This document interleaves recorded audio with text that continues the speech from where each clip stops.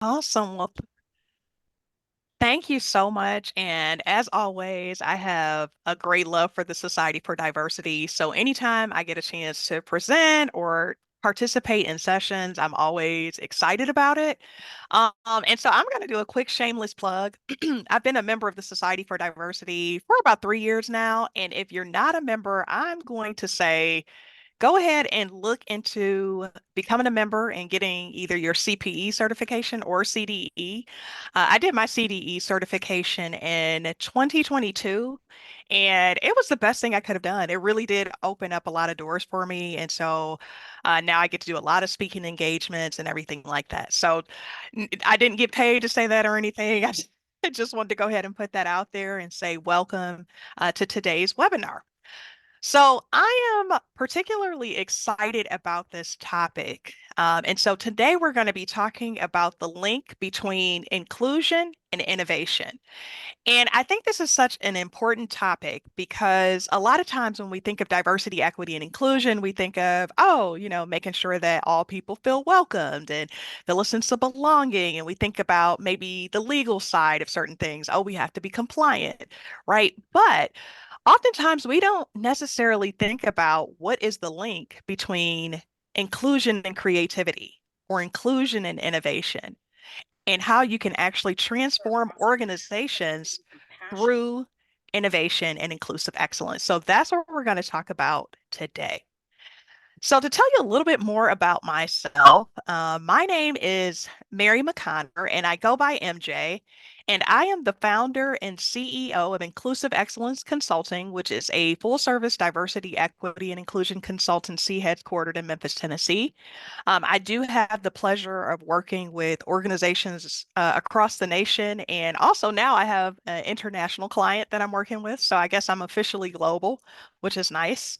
And as I mentioned in the beginning, I've been an active member of the Society for Diversity for a couple of years now, and I have enjoyed just all of the different professional development opportunities that I've gained from this. And getting my CDE certification has most certainly come in handy as a full-time consultant. And then also a few other things that I'm active in. So I do serve as a board member for SHRM Memphis. So I'm their VP for diversity and inclusion. And then lastly, as I mentioned before, I have a consulting firm. So I do full-time consulting. I'm a practitioner and speaker. So yeah, DEI is pretty much, or DEIA is pretty much my life's work at this point. I do a lot of DEI work. And so with that, when we think about the power of diversity, equity, inclusion, and accessibility, we know that there are so many benefits of it, right? Oftentimes we hear people talk about the business case for it, but I always like to say this, and Amber knows I say this a lot. We also have to think about the human case for DEIA as well, right? Because there's so many benefits to it. Yes, it helps, make organizations more robust when you have innovative uh, ideas being thrown out and when you have diversity of thought and all of those things. But we also have to think about it from a human case as well, because people are always going to be an organization's greatest asset. And how we treat people is going to always be important.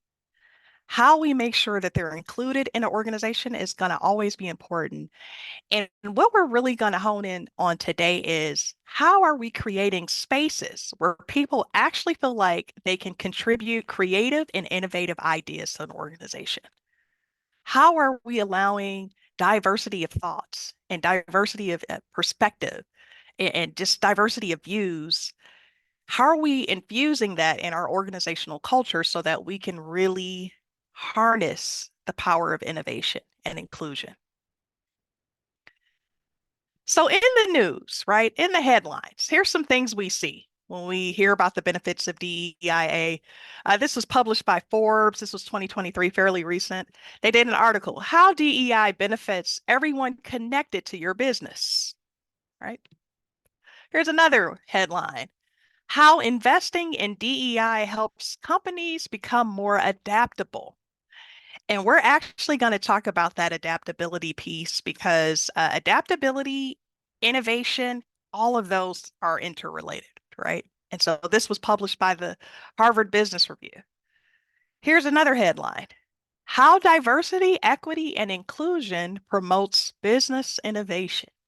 And this was done by Fast Company in 2022. They published an article on it. So what we know is there's a lot of research around it.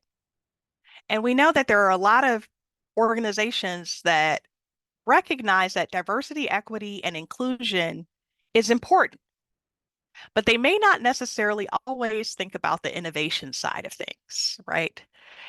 And so it's important for us as we have conversations with our employers or as we have conversations, even with people outside of organizations, that they have that understanding of the benefits of DEIA in today's global workforce. So here are some benefits that we really want to make sure that we highlight as we talk about it, right? So we know that DEIA often leads to improved decision making. It leads to increased adaptability and resilience. Organizations that center DEIA in their practices have better problem solving. They have better, or I'm sorry, enhanced global perspective. And then lastly, that last one is enhanced innovation. Now, I think it's important for us to have a shared understanding of what innovation is, right? Because we hear that term thrown out quite a bit. We hear creativity used interchangeably with the term innovation quite a bit too, but they're actually two different things, even though they're very similar. So let's talk about the innovation piece. Why is innovation necessary for business success? The first one, competitive advantage, right? And so when we think about any enterprise, any organization, having the competitive advantage is usually going to be something that is high up on the priority list, right? Because as an enterprise, you want to always thrive and do well and be successful. I'll tell you, as a consultant, I get to meet with different organizations, and I have yet to meet a company that says, yeah, we don't want the competitive advantage, right? Every organization wants that. And so when you think about the connection between innovation and having the competitive advantage, there is definitely a correlation between the two. Another one that's really important for us to think about too is meeting customer needs. So, and I have this here, innovation enables businesses to develop new solutions that address changing customer needs and preferences. The reason this is particularly important as we think about it from a business standpoint is we have to always think about the people we serve, right? And so not all of us work in customer focused positions or organizations that focus specifically on certain customers. But for those of us who do, we know that over time, our customer base can evolve. And so we have to think about what are their needs? What are their preferences? How are we assessing what our customers want and what they desire from our products and services? I'll tell you, the organizations that are always on top of what their customers want and need are usually going to always do better than their competitors. They're always going to thrive and excel. Another reason why innovation is necessary for business success is adaptation to change. So, innovation helps companies adapt to these changes by developing new strategies, products, business models that align with emerging trends. When you think about our society and where we are now, and I'll use this example. So, think about maybe some of the products and services that were popular 20 years ago. Think about some products and services that were popular 10 years ago. Even think about some products and services that may be popular, that may have been popular pre-COVID, right? Just 4 years ago. And then think about where we are as a society now. I can almost guarantee you that you probably thought of something where it's like, oh, yeah, that was popular 20 years ago, but that's not necessarily something we do now or see now, right? We know that things are constantly evolving, especially with, AI and technology and we've become such a globalized society that things are constantly changing. And in order to remain innovative, we have to be willing to adapt to change, right? And so we know that is an important reason to create environments that foster innovation. Another important reason why innovation is necessary for business success is because of efficiency and productivity. And so when you think about putting systems and processes in place, you think about automation and you think about new technologies, it's important to think about how to stay on top of that, right? How do we remain innovative? How do we make sure we have what we need in order to be efficient and productive? A few more reasons why it's important for us to think about innovation as we think about DEI conversations is risk management, right? So innovation can mitigate risk associated with market fluctuations, disruptions, and unforeseen challenges, which is important in any business, any industry. Attracting talent. This is very important for us to think about, right? So as we think about innovation in the workplace, we have to think about how that it can help us appeal to the folks who we would like to be, a part of our teams, right? So a culture of innovation can attract skilled employees who are eager to contribute their ideas and expertise to drive the company forward. So it's really important for us to think about it from a talent standpoint as well. Are we attracting folks who, might be drawn to our organizations because of some of the cutting edge things that we're doing within our company? And then long-term sustainability. So innovation enables businesses to stay relevant, grow, and thrive in the face of evolving market dynamics. So we've talked about the innovation piece, right? Because I think it's important for us to have that shared understanding of just how important innovation is in any business or organization. But now I want us to change gears and talk about inclusion, right?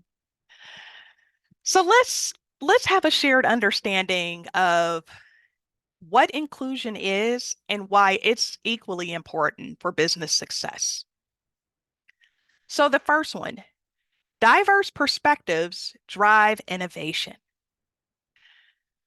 When you think about innovation at its core, right? And so when you think about people coming to work, they have maybe an idea that they really feel like can help solve a problem, or they feel like it could, lead to the next product or service within your company. We have to also remember there that we're creating spaces where folks can actually contribute their ideas, right? And so we'll talk about this a little bit more later on, but we have to embrace a culture where diverse perspectives you know, are not only shared but embraced, right? And so diverse perspectives are the core of innovation. Creating that space where people can contribute those perspectives are also the core of innovation. Another one is enhanced decision making, right? And so we know that businesses can avoid groupthink and make more balanced and effective choices when considering a wide range of viewpoints and experiences. I'm sure many of us at some point have worked in team settings, right? And maybe you've even worked on different types of teams. So maybe, when you were in school, you had to do like a group project. In your workplace, you had to work on teams. And if you notice, every team has its own little dynamic, right? And sometimes certain teams, team dynamics, you can see group think creep in where, everybody's just like, oh, yeah, that's a great idea, right? Oh, yeah, that's great. And then when you look at another team dynamic where it's like a lot more perspectives being thrown into the mix and maybe even some disagreements like, I don't love that idea. I have a better idea, right? Or I have a different idea. You can see how each group may come up with a different solution. And I'll tell you this, there's a lot of research and studies that show that when you have a team of individuals who have different views, different backgrounds, different perspectives, even though you may have some disagreement in the beginning about what they think the best solution should be because you have so many different perspectives being thrown out, they actually have better results in the long term because they did consider so many different ways to solve an issue. So that's why it's so important for us to think about inclusion and think about how it leads to enhanced decision making. And so another one is increased employee engagement and retention, which is a big one. And when you think about, our organizations and you think about all of the different folks we have within our organizations, we know that people want to feel engaged. We know that people want to feel like their perspectives are valued. And so one way to do that, excuse me, is to create a space where you have conversations where people can actually actively contribute to those discussions and create spaces where people can, maybe work on different projects, work on different teams, and where they really feel like they're a part of that organization and they're making significant contributions.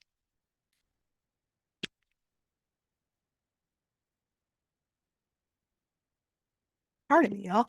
I got a little froggy. So another reason why it's important for us to really understand how inclusion is necessary for business success is because you have a broader talent pool when you center inclusivity and accessibility, equity, and diversity.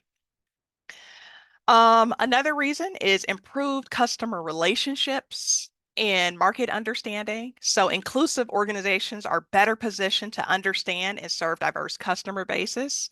And then lastly, which is important, thinking about an organization's reputation and their brand value is always going to be at top of mind for a lot of companies, right?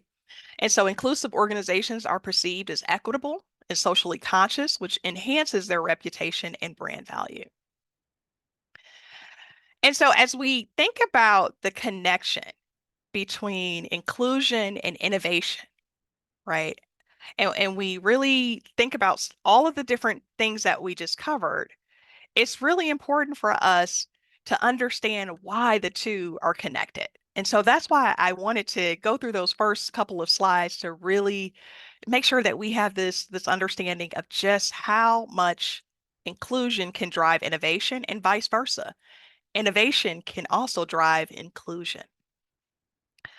So I would like to throw out a question for the group, and you can either put this in the chat or you can come off of mute if you'd like. Are innovation and inclusion necessary in certain industries? Oh, I'm sorry. Let me reread that. Are innovation and inclusion only necessary in certain industries? So I'd love to hear what are your thoughts on that? Okay. So Brittany said innovation and inclusion are necessary in all. Okay. Any other thoughts? All industries? Okay. Rachel said all industries. Any other thoughts?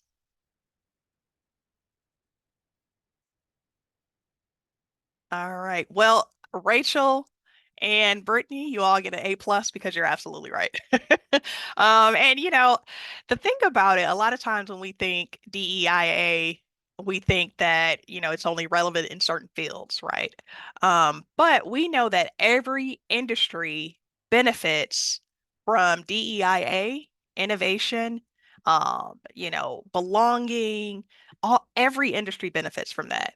And so, what I want to do is look at a few case studies and a few examples of just how effective it can be. And then I'm just looking at the chat. It says Brittany said, without it, groupthink tends to occur. Exactly. That is exactly right. And so, every industry benefits from this. So let's look at some organizations. And I don't know, a few of you may work at some of the organizations that I'm about to list and show examples of, but I think it's important for us to see just how effective it can be when we center inclusivity and innovation in our organizations. So I want to start with Microsoft. Is anybody familiar with Microsoft's neurodiversity hiring program? Has anybody ever heard of that by any chance? You familiar? Nope. Okay. No. Okay. Yes. Okay. So Lexi, you're familiar with it. Anybody else? Okay. So I thought this was incredibly fascinating because there's been a lot of conversations around neurodiversity, and just full disclosure, I am dyslexic. So, of course, when I saw this, I was like, oh, this is wonderful, right? But Microsoft has developed a hiring program specifically focused on recruiting, hiring, and retaining individuals who are neurodivergent. So I'm just going to read this really quickly, and this is directly from their website. But it says, we built the Microsoft Neurodiversity Hiring Program on behalf of on the behalf that neurodivergent individuals strengthen a workforce with innovative thinking and creative solutions. Diverse teams positively impact our company culture, working environment, and how we serve our customers. So, what's really great about this is it not only focuses on, you know, they're going to have a more innovative and creative team, but it's also creating opportunities for individuals who may have been historically left out of the workplace.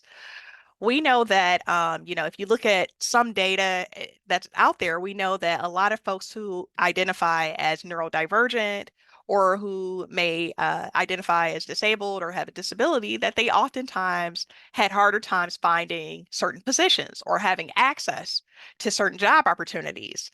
But what Microsoft has done is they have been very intentional about saying, you know what?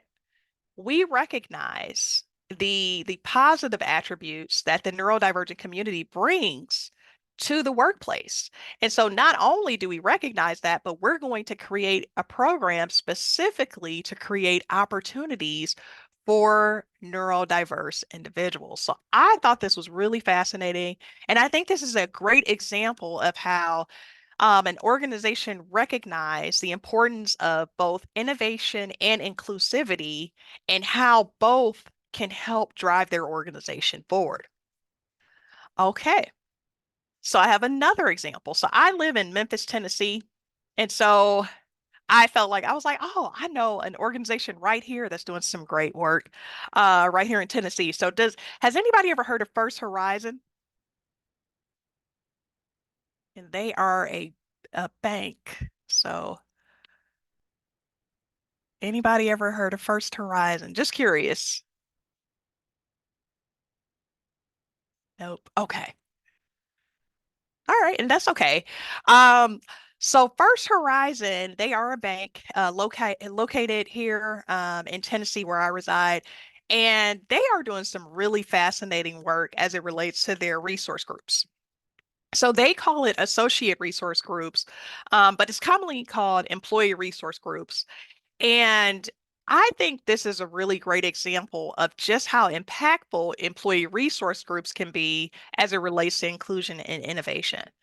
So if you look at the list here, and I know the list is a little small, but they have groups, a range of groups. So they have the Eco Champions, Alliance and Allies, Women's Initiatives, the Military Community, Black Inclusion Guild. They have the Diversity Networking Association, Hispanic Outreach and Latino Alliance, Asian Pacific Wave, Driven Networking Association, and even the Neurological Diversity Awareness. And I know someone who works there, so I know that's their associate resource group for their neurodivergent population. But I just think this is such a great example of how to make sure that you're creating spaces for all individuals to show up authentically and to show up and know that, whatever their identity may be, that there are others in the organization who also share similar identities. What we know is that when people feel a sense of belonging and when they can connect with others in a way that's authentic, usually they're more likely to speak up, they're more likely to share, they're more likely to be vocal, and share their different views and opinions about what they think would work well within the workplace. So I'm just going to read. I see we have a comment in the chat. It says, so awesome. Curious if they have charters or policies on how to establish these ERG groups. I'm pretty sure they do. And if you want, I can put you in contact with their, I think her position is Vice President for Diversity and Inclusion. But I am happy to make that connection because we're in SHRM Memphis together. And then Nikki said, it is nice to see other orgs are doing this too. We have a ton of groups too, and one is called Ola too. Love it. All right. And then I'll go ahead and make that connection for you. But yeah, I just thought this was a really great example of employee resource groups and just how impactful they can be within an organization in terms of belonging, innovation, creativity. And so let's go to another example. So I'm sure everybody has heard of Johnson and Johnson, right? If you haven't, go to the bathroom and look at some of the products you have, and I guarantee you at least one of those products is probably made by Johnson and Johnson. The shampoo, hair conditioner, at least one item, I guarantee it. But what I like about Johnson and Johnson is that they have a really robust supplier diversity program. And so this is another example of how innovation and inclusion can be embedded within an organization's culture. So I'll read the statement here. This is directly from their website. But Johnson and Johnson has long recognized that diverse suppliers play an important role in our success. Our award-winning global supplier diversity and inclusion program, founded in 1998, aims to ensure that businesses with diverse ownership, control, and operations become valued partners and grow with Johnson and Johnson. The beauty of uh, supplier diversity programs in particular is it not only benefits the organization who's bringing them on as a vendor, but it also benefits the vendor, right? It benefits the supplier in a lot of ways.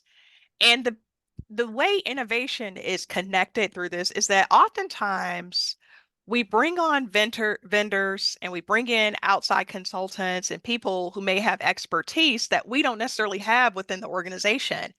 And so in turn, that's creating a more innovative organization, right? Because they recognize, like, you know what? Let's bring in an outside organization or an outside supplier to help us with this particular initiative.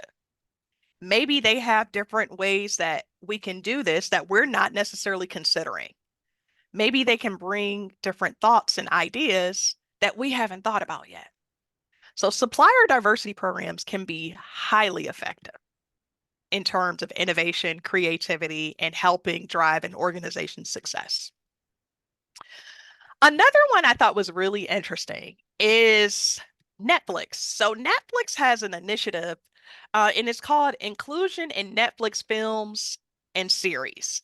And if you get a chance, if you go to Netflix website and you just type in that word or type in the statement, inclusion in Netflix films and series, you'll see a diversity study that they did that was conducted at USC or by a faculty member at USC. And it was really fascinating. They were very intentional about making sure that they had representation in their movies and their documentaries and their films. And they wanted to be really intentional as it relates to gender inclusivity, race, LGBTQ representation, disability representation. And so they did this whole robust study on it. And they have been really intentional about the films and series that they include on their website. Is anybody familiar with this? Have you heard of this study before that they did and the work that they're doing over there? Because I thought it was really fascinating, like I said, because a lot of us watch Netflix, a lot of us watch, different series on Hulu and, all types of networks, but we don't necessarily know about the behind the scenes work that they're doing to try to build a more inclusive and innovative approach to how they show different things and show different documentaries and series and stuff like that. So this is really fascinating. And like I said, if you get a chance to learn more about it, I would definitely highly encourage you to check this out. And then lastly, so another case study, real life example of just how effective it can be. Um, so and forgive me if I say this wrong. Is it Deloitte? Can somebody help me pronounce this correctly? Because I know I've Deloitte. Is it Deloitte? Anybody want to come off mute and help me? Deloitte. It's Deloitte. Deloitte. Thank you so much. I appreciate you. So Deloitte. Okay. So they have a leadership development program that is really, I think that is really important and impactful. And I know there are other organizations that do something similar. Um, but what I want to highlight is their emerging leaders development program that they do specifically to try to elevate high performing minority managers and senior managers into different leadership positions. The reason this is so important when we think about it in terms of inclusion and innovation is that we know that often within the leadership pipeline, as you get further up in the organization, sometimes you don't see as much diversity and representation. So they were very intentional in saying, we're going to develop this program to make sure that we're investing in the success of folks who have minoritized identities within our organization so that we can create that talent pipeline and address the issue of not having enough diverse leaders in leadership positions. So I think this is another great example of how inclusion and innovation just all tie in together really well. So, question for the group, I listed some examples, but I'm curious, is there anybody within our group today who has seen maybe a highly effective DEI initiative that has been helpful for an organization in driving their innovation and success within their company? Any examples come to mind for you in particular?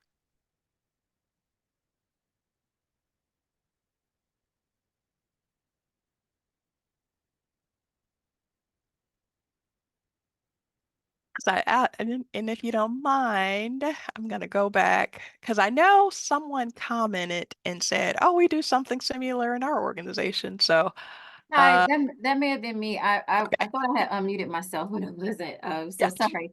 But No no, problem. I was just gonna say, I mean, there's so many things. I do so many, like as we've been talking now, listening to you, like they just sent an email about for the Faith Network, just sent something out around Hinduism. So like there's something coming out every day, literally an email from one of the eBergs.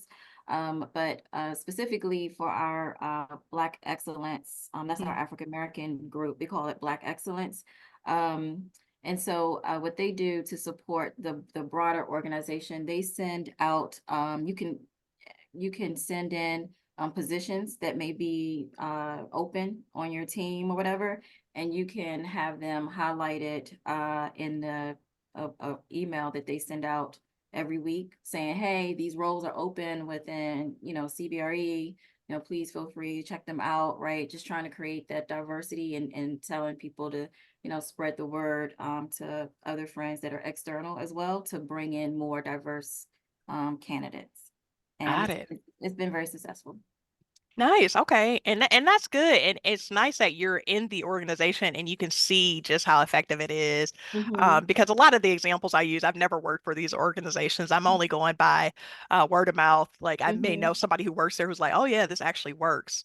But Yeah. to hear your experience, you're actually in it and seeing it work every day and just how impactful it can be. That's excellent.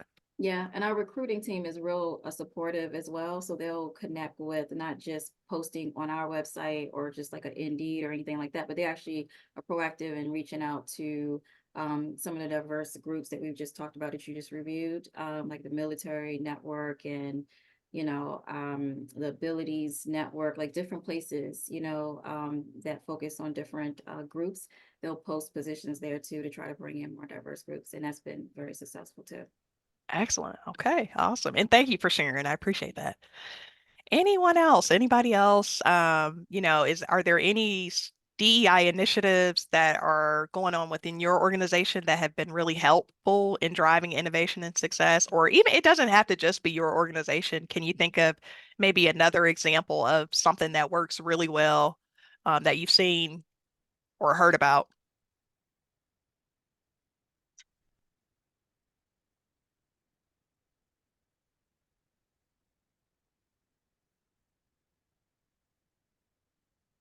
All right. Okay. Well, as you think about it, and we still have a few more slides that I want to go through, but if you think of any examples, I'd love to talk about it towards the end because we are going to have that Q&A portion. And just think about too what I love about the Society for Diversity and what I love about these kind of conversations is that you can kind of borrow different ideas. And so as you take some of this information back to your organization, think about whether or not some of these things will work well in your company. So I'll go back just a few slides, but would it be beneficial if, your organization's established maybe a hiring program specifically for folks with certain marginalized identities, right? Who may have historically not always had access to certain job opportunities, such as a neurodiversity hiring program. Would that be beneficial? Would it be beneficial for your organization to establish associate resource groups, also known as employee resource groups? So that way you have a more collaborative culture, you have more a stronger sense of belonging within the organization, right? And just different ways for people to feel connected. Would it be beneficial to have a supplier diversity program if you don't already have one in place? I know this is very specific to the film industry, but if you work in the film industry, right? If you are a producer or even podcasts or whatever it may be, are you thinking about the intentionality behind the folks represented, and the voices that are represented, right? And then lastly, when you think about that leadership development pipeline, are there certain programs that could be put in place that can create more opportunities for, folks with different identities? So I am just going to read in the chat. Okay, all right. So we have another good example. So we created a DEI committee consisting of 15 people, different levels and different tenures for a 2-year period. We are so spread out, 9 states and Puerto Rico, and this helps us make decisions with DEI efforts versus it just coming from one person. Okay, excellent. I love the idea of more diverse resource groups and emerging leaders program. Excellent. And you know what? I really want to hone in on what you just said. I think this is important because you talked about geographical diversity too. And sometimes we don't always think about the importance of having people in different regions, right? Especially if we are in a work environment that is remote. But the importance of having people in different regions who are contributing to conversations, because what people might deal with out west is going to be completely different than maybe the East Coast or people who live in the South or Midwest. Puerto Rico, right? And so having that representation is really important, and having those different perspectives really adds value to any organization. So love that. Excellent. Absolutely. And then Brittany said at Excellis, I hope I said that right. We produce a disability equality index report provided by Disability Incorporated or IN. Um, this helps us acknowledge what we are doing well and the areas we can improve on. That is excellent. Okay. And then it's an index. Okay. It stands for index. So she included the link as well. So if you all get a chance, make sure you click on that link. So that way you can go back and review it later. But this is excellent. I think this is a great way to make sure that you're including folks with disabilities within your organization, because we know that people of all backgrounds, can bring just different innovative ideas to an organization. And so it's especially important for us to think about individuals who may have been historically excluded from the workforce. So this is excellent. Okay. All right. So to close us out, I do have some things that I want us to consider, right? As we think about strategies on how to foster a more innovative and inclusive culture, right? Strategies for leveraging diversity in order to really come up with innovative and creative solutions in our organization. So the first one is promote psychological safety. I know the Society for Diversity has done some workshops and webinars specifically on psychological safety. I had a chance to attend one. I can't remember exactly when it was, but I feel like it was maybe in the fall of 2023. And it was really insightful because it's important for us to think about if we really want individuals to show up every day and to feel like they can contribute and to feel like they can share their ideas and share their opinions and perspectives, we have to think about, are we creating an environment where people feel safe enough to do so? Oftentimes, and I've seen this happen at some organizations where they'll say like, "Oh, share your opinions and we want to hear from you." But then there's a culture where if you do share an opinion or if you do share something that might be outside of the box, either the idea gets shut down pretty quickly or it can even lead to, people feeling like they're being judged. So it's really important for us to think about when we create environments where we want innovation to be at the forefront, how are we also centering psychological safety as well? Any thoughts or opinions on this before I go to the next one? And I know psychological safety has gotten a lot of focus, or especially over the last few years, especially as we talk about mental health, and this is Mental Health Awareness Month. But this is a big one because a lot of people have said that part of the reason they may not feel comfortable sharing certain ideas or opinions or perspectives is because they don't feel safe to do so. Any thoughts on this one in particular? Okay, I see a comment in the chat. It says, acknowledge, boost folks when they do speak, show that it matters. Absolutely. Um, I believe this needs to be embedded in the HR policies, protection of the employee voice and open door policy as well. Absolutely. I couldn't agree more. And I know more and more HR departments have really started to center this because they recognize just how important it is and they recognize just how many people have been impacted by working in organizations where they don't always feel safe to speak up. Um, Brittany, you bring up a good point. Give incentives for vulnerability. I like that. I think that's the first time I've ever heard that. Um, yeah, I would love if you don't mind sharing a little bit more or coming off you. That's something you've seen before at like at or another organization? Hey everyone. Yeah, so um my organization has a like a third party that they use called